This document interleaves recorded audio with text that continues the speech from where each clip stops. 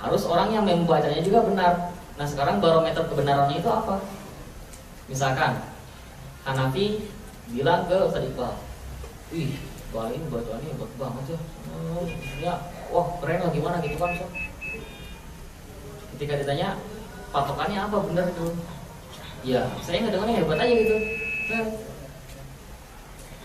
itu nggak sah. Ketika pengakuan itu bacaan seseorang itu benar ini ya, bukan paling benar, itu harus oleh orang yang memang bacanya juga diakui oleh gurunya memang bacanya benar. Maksudnya benar di sini adalah sebagaimana Al-Qur'an diturunkan. Nah, di sini tidak lepas dari yang namanya nanti ada khilaf. Ada beberapa cara baca, misalkan nanti contoh kayak manih talafa. Ada yang membaca manih talafa, ada manih talafa. Mana yang benar? Manih talafa, ada manih talafa. Mana yang benar? Kalau misalkan orang awam, dua-duanya benar lah. Dua-duanya benar kan? Dan memang dua-duanya betul, dua-duanya ada. Contoh misalkan ambihum, ada ambihum. Mana yang benar? Dua-duanya benar. Nah, sekarang seperti ini. Tadi kita sudah berbicara tentang sertifikat, ijazah, dan sanad. Sekarang gimana kalau misalkan ada dua orang atau lebih sama-sama memiliki sanad? Siapa yang diambil? Misalkan yang lain, siapa namanya? Rijal antara beliau dan Rasulullah misalkan ya 100 misalkan. Siapa lah? Denny antara beliau dan Rasul itu 60. Kata Denny, yang benar itu manih talafa. Kata Denny yang benar itu adalah manih talafa. Kata Rijal manih talafa. Siapa yang akan kita ikuti? Denny. Yang sangatnya lebih tinggi, yang lebih dekat. Dan semakin dekat ke Rasulullah, itu sangatnya semakin tinggi. Dan ketika sanad semakin tinggi, itulah yang diambil. Dan ini sebagaimana diwasiatkan atau sebagaimana dikatakan Imam Jazari dalam kitabnya An-Nashr fil Qira'ah bil Ashr. Insyaallah nanti ada pembahasan tentang kitab-kitab mu'allafat Imam Jazari. Al-Isnadul 'Ali sunnatun amman salaf. Al-Isnadul 'Ali sunnatun amman salaf. Beliau menjelaskan di sana bagaimana gambaran ulama terdahulu rela hanya untuk mendapatkan satu hadis berjalan berpuluh-puluh ribu mil misalkan dari Mekah ke misalkan ke Mesir, dari Hijaz ke Mesir, ke Syam, hanya untuk satu sanad hadis saja, untuk mencari sanad yang tinggi seperti itu. Nah, alhamdulillah sekarang mungkin kita dekat di sini, karena nanti kalau misalnya di Indonesia mungkin dia di Medan, ini di mana di ujung Sulawesi, di Papua, pengen ngumpul susah kan. Sekarang alhamdulillah kita bisa berkumpul di sini sama-sama belajar. Ya semoga Allah meridhai kita semua. Amin. Itu gambaran singkat tentang ijazah sanad. Jadi ijazah sanad itu sangat penting. Sekarang mungkin belum terlalu terasa karena antum dalam marhalah ta'lim, sedang dalam marhalah belajar. Tapi nanti kalau sudah di Indonesia itu akan sangat berharga. Misalkan nanti ketika baca ada orang menhardik atau gimana ya, memprotes lah. Kok bacaannya kayak gitu sih? Kok gini. Misalkan, Ustaz, saya di Ustaz ini yang membacanya mim ba'di, kuantum mim ba'di. Yang benar yang mana nih? Hanya kita seperti itu melihat dia punya sesuatu yang dijadikan barometer kebenaran bacaan Al-Quran atau tidak. Dia punya sanad atau tidak. Kalau dia punya sanad, kita lihat siapa yang lebih tinggi. Kalau misalkan sudah jelas, misalkan si Anu yang lebih tinggi, silahkan milih yang sanadnya rendah atau yang sanadnya tinggi. Biarkan hati nurani yang memilih. Yang jelas ketika dia sudah memiliki sanad, dua-duanya betul. Namun tetap saja pada akhirnya harus satu yang dipilih kan. Seperti itu. Sekarang insya Allah kita dalam marhalah matan al-jazariyah. Wallahil hamdi. Matan al-jazariyah antara saya dan Imam Jazari itu adalah 11. Insya Allah kalau misalkan di antara antum nanti misalkan ada apa, memang Allah kehendaki, Allah memudahkan, bisa selesai khatimah Matan Jazariyah mungkin semoga yang ke-12. Namun semuanya pasti perlu pengorbanan, pasti perlu pengorbanan. Wafillah rahimahullah, Matan Al-Jazari. Sekarang siap ya materi, barusan hanya maklumat-maklumat saja. Ada berapa menit? 20 menit kan? Setengah jam insyaallah. Silahkan lihat halaman 7.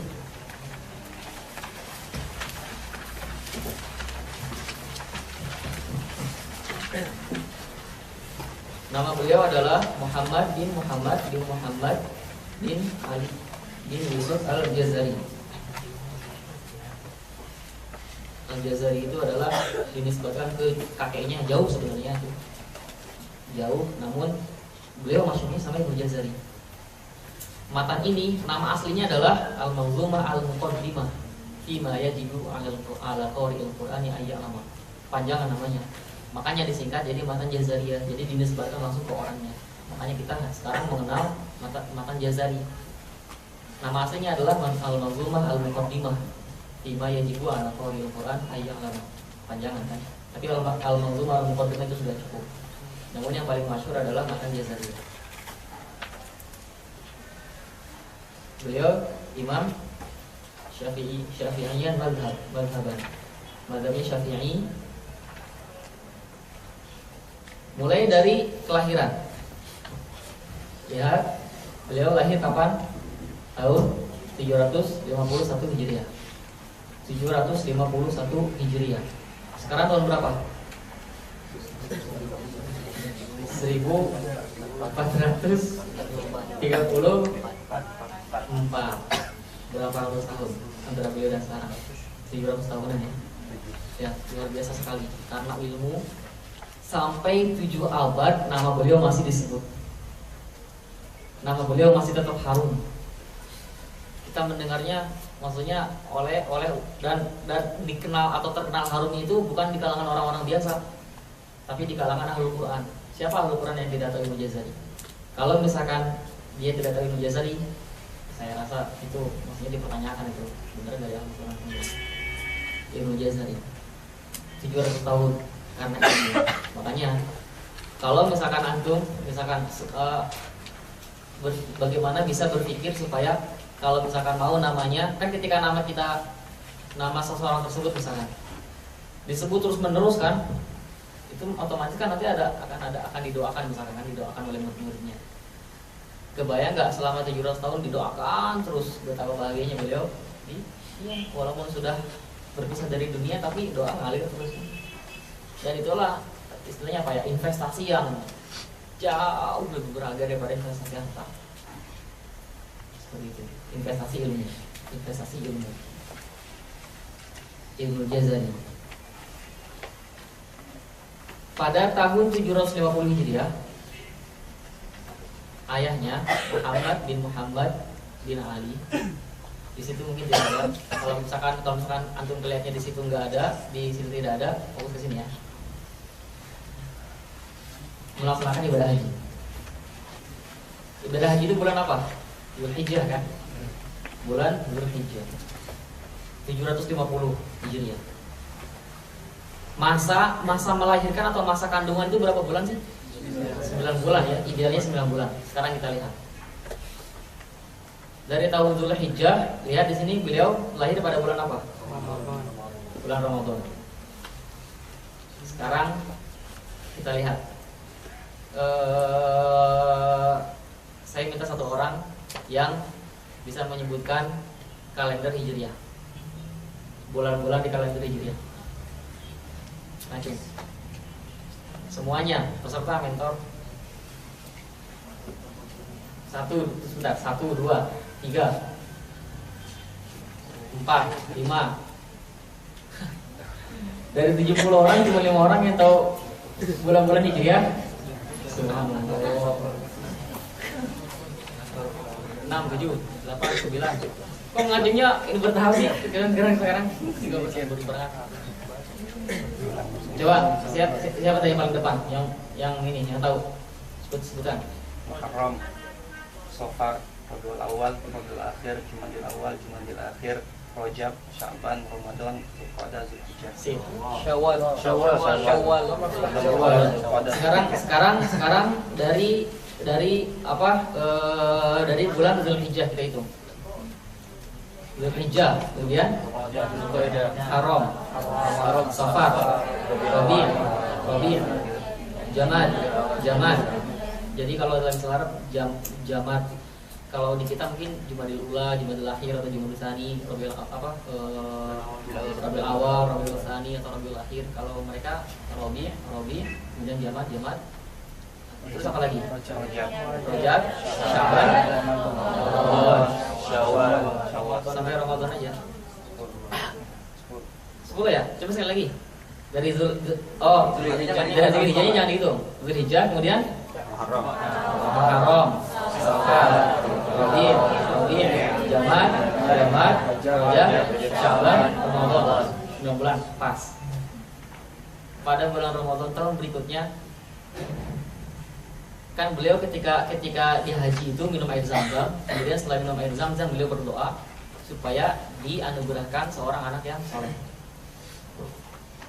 Air zam-zam, gimana artinya hadisnya itu? Air zam-zam itu kan apa? Dawa. Maksudnya apa ya? Baginya apa yang dia kehendaki kan? Artinya ketika berdoa, insya Allah doa itu akan terkabul. Dan tadi sudah kita hitung bersama, pas 9 bulan setelah beliau minum air zam-zam,